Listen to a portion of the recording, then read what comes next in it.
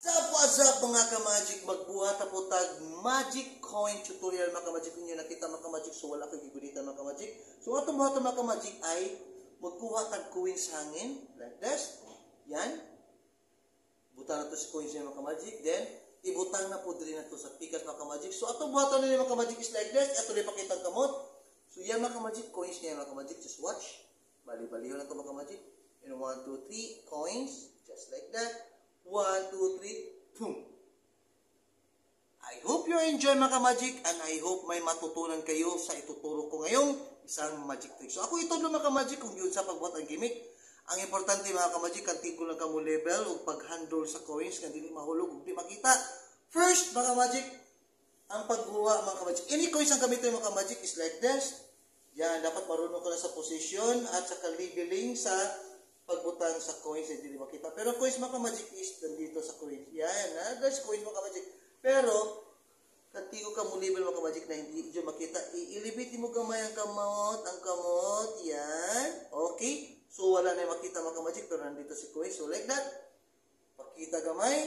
Yan, diri lang ipakita mga ka-magic. Then, sunod buhatan mga ka-magic is, storya ka mga ka-magic. Yan, storya ka, dito lang ipakita. Then, i-G-clap ni mo ang coins mga ka-magic. I-G-clap, yan, si thumb, tapos slide, G-clap na yun, tapos storya ka ng ganyan, storya, para assuming na ito, wala dyan kay gagunita ng coins, pero nandito na si coins mga ka-magic, na G-clap mo na. So, the next step mga ka-magic is sabihin mga ka-magic, yung isulti, kuha kag coins hangin, yan, kuha kag coins hangin, tapos hawak-hawakan assuming, tapos ibalik, yan, pag nabalik yung mga ka-magic, then itong coins mga ka-magic, ibalik mo sa normal, kung anong first position mo, yan.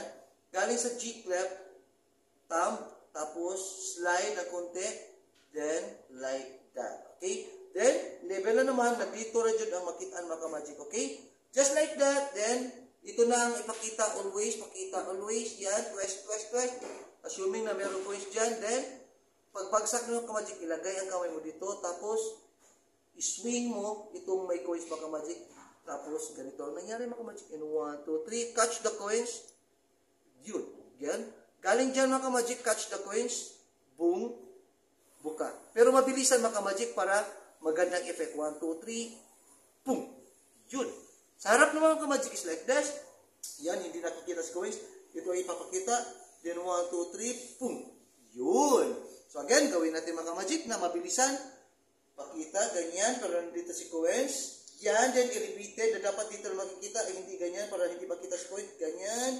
Dito lang mga ka-magic, istorya. Tapos, habang nagsasalita mga ka-magic, i-G-clap si coins, thumb, G-clap, slide, G-clap, yan. Ganun na naman ulit. Tapos, kuha ng coins hangin, boom, ilipat sa kabila ng mga ka-magic. Tapos, i-back to normal mga ka-magic, kung saan ka nagsimula, yan, i-elevate lang, hindi makikita si coins, yan, pakita. Press, then catch the coins, swing. Boom! Thanks for watching. I hope you enjoy. Please follow my page and like my YouTube channel, Viva Jesus mga ka-magic. I hope may natutunan naman kayong coin magic tricks. See you for the next episode.